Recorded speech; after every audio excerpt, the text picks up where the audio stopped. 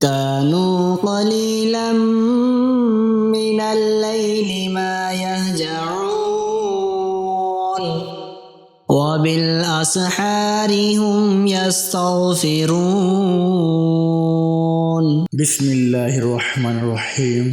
شروع کرتا ہوں اللہ کے نام سے جو بڑا مہربان نہایت رحم والا ہے۔ اسم المتکبر کے پڑھنے کے فضائل و فوائد۔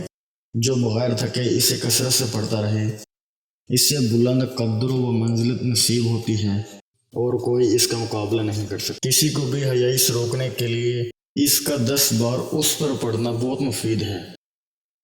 جو کوئی ہم بستری سے پہلے 10 بار یہ اسم مبارک کو پڑھے اللہ تعالیٰ اسے پرہیزگار اور نیک فرزند عطا فرمائے گا۔